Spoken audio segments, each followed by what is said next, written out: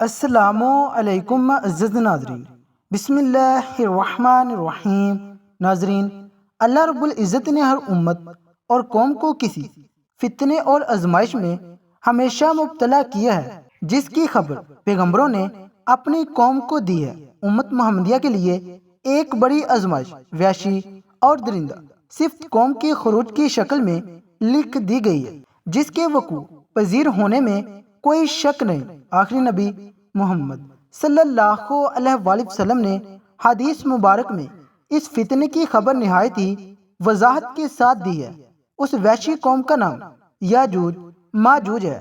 یہ وہ قوم ہے جس کی پیشن گوئی نہ صرف نبی صلی اللہ علیہ وآلہ وسلم نے کی، بلکہ تورات و انجیل میں بھی اس قوم کا ذکر ملتا ہے، جسے گوگ اینڈ میگوگ کہا گیا ہے۔ دراصل یاجوج ماجوج حضرت نوح علیہ السلام کے تیسرے بیٹے یافس کی اولاد میں سے ہے۔ یہ لوگ شمالی مشرقی ایشیا میں زندگی بسر کیا کرتے تھے اور اپنے ارد گرد کے علاقوں پر ہمیشہ وحشتناک حملہ کیا کرتے تھے، اور ان کی آبادی چین سے مغرب میں ترکستان تک پھیلی ہوئی تھی۔ روایتوں میں آتا ہے کہ یاجوج ماجوج بنی آدم میں سے ہیں، اور اگر انہیں پوری دنیا میں چھوڑ دیا جائے تو تباہی مچا دیں گے اور لوگوں کی معیشت تباہ کر ڈالیں گے۔ ان میں سے ہر کوئی آدمی اس وقت تک نہیں مرتا جب تک اپنے 1000 یا اس سے زیادہ اولاد نہ دیکھ لے۔ ان کے چہرے تہ بتہ ڈال کی طرح ہیں۔ یہ لوگ لمبے قد کاٹ کے ہیں جو سنوبر کے درخت کے مانند ہے۔ ان میں سے سب سے لمبا شخص 3 بلیشت تک کا ہوتا ہے۔ یہ جس جاندار کے پاس سے گزرتے ہیں انہیں کھا جاتے ہیں۔ یہ موسم بہار میں اپنے غاروں سے نکلتے ہیں اور سبزہ کھاتے ہیں۔ خون کے پنجے اور دانت درندوں کی طرح ہیں۔ ہزاروں سال قبل اس روئے زمین پر اللہ کے ایک نیک بندے کی حکومت تھی، جنہیں ذوالقرنین کے نام سے جانا جاتا ہے۔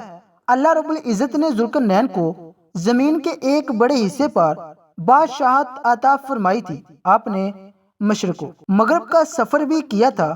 مورخین کے مطابق ذوالقرنین کے نام سے قرآن مجید میں جس شخص کا ذکر کیا ہے، دراصل وہ ایران کا عظیم بادشاہ خورس تھا، جسے سارے سے عظیم بھی کہا جاتا ہے۔ جب حضرت ذوالقرنین نے شمال کا سفر کیا تو آپ کا گزر مشرقی ترکستان اور مغلستان کے علاقوں سے ہوا۔ یہ علاقے 2 عظیم پہاڑوں کے بیچ آباد تھا، اور پہاڑ کے اس پار یاجوج ماجوج رہا کرتے تھے۔ ان لوگوں نے ذوالقرنین سے یاجوج ماجوج کے فتنے کی شکایت کی اور کہا کہ یہ قوم بار بار ان کے علاقوں میں حملہ کر کے فساد پھیلاتی ہیں، لہٰذا حضرت ذوالقرنین نے اس سرکش قوم کی یلغار سے حفاظت کی خاطر ان پہاڑوں کے درمیان ایک مضبوط دیوار تعمیر کروائی، جو لوہے اور پگھلتے ہوئے تانبے سے بنائی گئی تھی۔ تعمیر مکمل ہونے کے بعد آپ نے اللہ کا شکر ادا کیا اور لوگوں کو آگاہ کیا کہ یہ دیوار وقتی طور پر اس قوم سے حفاظت کرے گی، لیکن ہر چیز فنا ہو کر رہتی ہے، لہٰذا ایک دن یہ دیوار بھی ٹوٹ جائے گی اور یاجوج ماجوج ان علاقوں سے نکل کر تمام زمین پر پھیل جائیں گے، جیسا کہ اللہ نے قرآن مجید میں ارشاد فرمایا، یہاں تک کہ جب یاجوج ماجوج کھول دیے جائیں گے اور وہ ہر بلندی سے دوڑتے ہوئے آئیں گے اور سچا وعدہ قریب آئے گا۔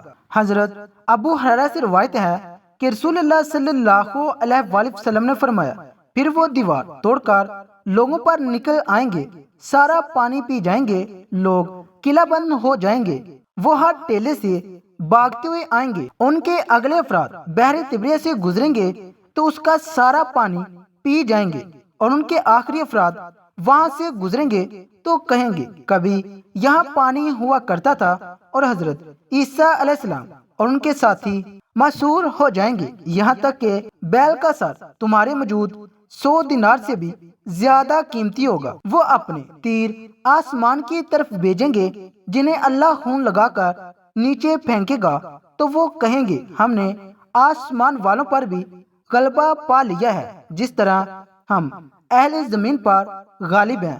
ایک روایت میں ہے کہ بے شک یاجوج ماجوج روزانہ دیوار توڑتے رہتے ہیں۔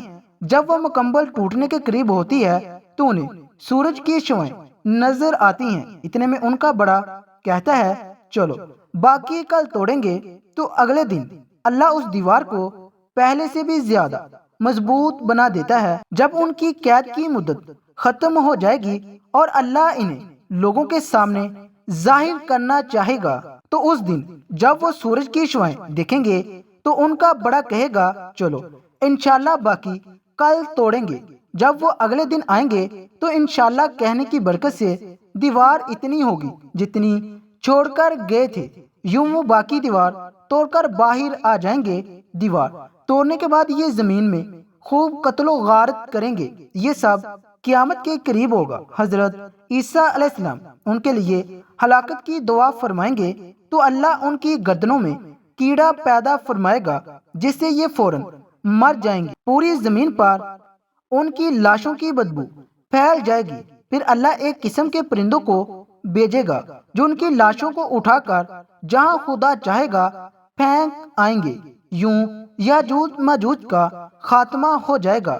مورخین اور محققین کے مطابق سرزمین قفقاز میں دریائے خضر اور دریائے سیاہ کے درمیان ایک پہاڑوں کا سلسلہ ہے جو ایک دیوار کی طرح شمال اور جنوب کو ایک دوسرے سے الگ کرتا ہے۔ اس میں ایک دیوار کی طرح کا درہ بھی موجود ہے جو مشہور درہ دریال ہے۔